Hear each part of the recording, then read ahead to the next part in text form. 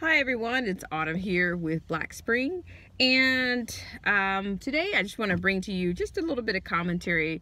It is kind of an elephant in the room, and it happens to be the Democrats, and this is related to the main topic here is the document, the USMCA, the trade agreement.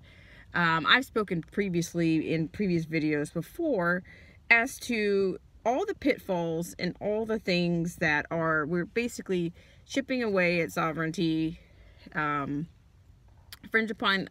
upon the rights, and basically stripping the power of the people, stripping the government, stripping the power of our government, and passing it off to someone else. And that's generally the governing body of the USMCA is generally going to be a closed body, because it's not an elected group of people that would be governing the trade agreements. It would be appointed officials, and we don't know who would be appointed. They wouldn't be elected officials by the American people or the American citizens. So that's, I think it's a pretty lengthy document, but I also say that the elephant here in the room is, and I've heard it before in hearsay, but I think that it's got to be some facts to it, that some factual elements to it. The fact that the Democrats don't seem to read anything, even on their own hearings and on their own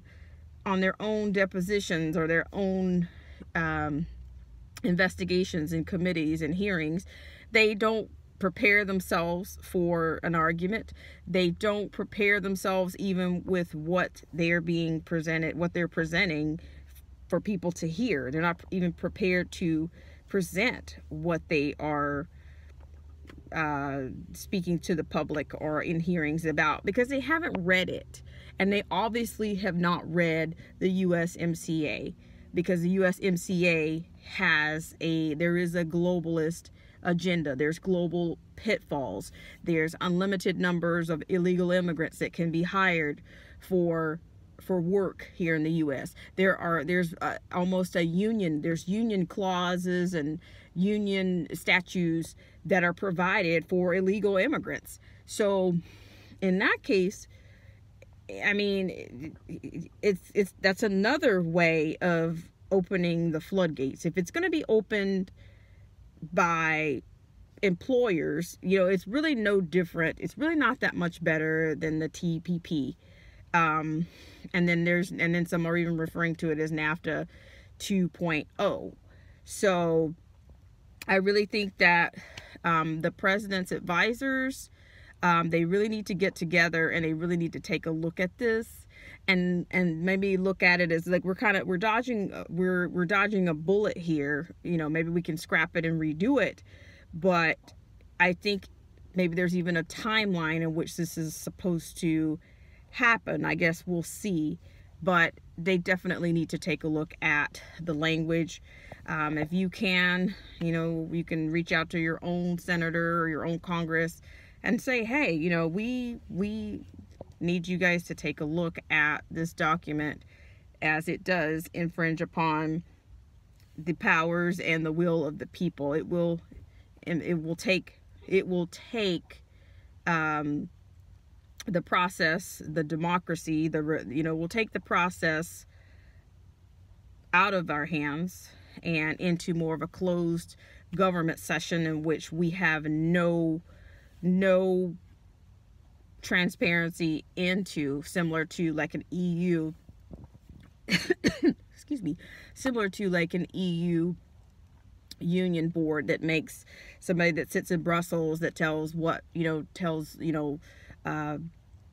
France what to do. People in Brussels are making the rules for the people in France, and it's not people that France elected. So I really don't think that the US needs to be in that situation. So hopefully, either by stroke of wisdom or some stroke of fine tooth this situation, we can get to a bottom line that it's not going to go through, or it's going to be redone. Another agreement needs to be drafted, and they need to go through it, or it's going to fall behind on deadline anyway. And obviously the elephant in the room again is that the Democrats have not read it apparently. So that's a little bit on the light side. But thanks so much for tuning in. And here again, I am working on the podcast project, so I should be giving you some more specifics on that project. There's some availability already, but it's a work in progress. And thanks for your support.